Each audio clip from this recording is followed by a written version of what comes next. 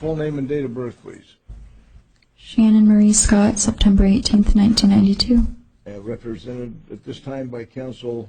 Yes, Gabriel Hassan, Judge. All right, and the state is represented by? George Kellerman from the Maricopa County Attorney's Office. Thank you. Ms. Scott, you are charged with one count of manslaughter, Class 2 felony.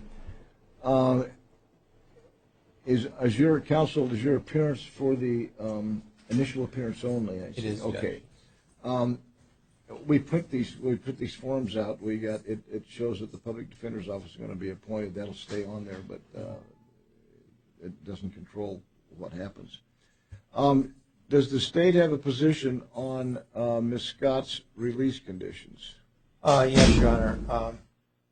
Although vehicular homicide cases typically have no clearly any intent for the outcome, at the same time the result is extremely serious. In this case, there's a dead member of the community that was simply jogging when she lost control of her vehicle while driving impaired. So the state would request, based upon the gravity of the charge, that the court impose a bond, and the state would request it be no less than $75,000. The state does not object to that being secured appearance. Okay, Mr. Hassan. Yes, Judge. Judge, we'd ask that Ms. Scott be released pretrial services with ankle monitoring. We'd also be asking that she be tested for drug and alcohol in that monitoring. We also agree with any other conditions the court would feel would be appropriate in that circumstance. Ms. Scott, she is not a flight risk. She actually has lived in Arizona pretty much her whole life. She left the state only to attend college once. Her family is in Arizona. Her mother and sister, they're both local. She lives with her mother. She works two jobs, both local jobs. One is an academic advisor, one is a server. And she's had no failure to appears. She actually has no criminal history, Judge. Further, she's not a danger to the community. She has, of course, no criminal history. She has no history of violent behavior, and she's not likely to reoffend.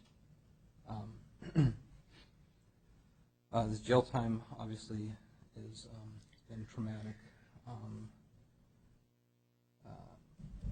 She would be better able to assist in her own defense if she was released to pretrial services. And that's it, Your Honor. All right. Thank you. I'm going to set a secured appearance bond in this case. It'll be a bond that she can get through a bonding company. I am going to set the bond in the amount of $25,000. Hold on here. Let me modify what was in here. And I, as your client, I'm sure you may have told your client conditions of release that I impose can be modified at any subsequent court proceeding. The next court date that she has will be November 8th at 8:30 in Superior Court across the street, and we will print out, as soon as she signs that little electronic signing pad, we'll print out a copy of the order that contains all this information. Right, there you go.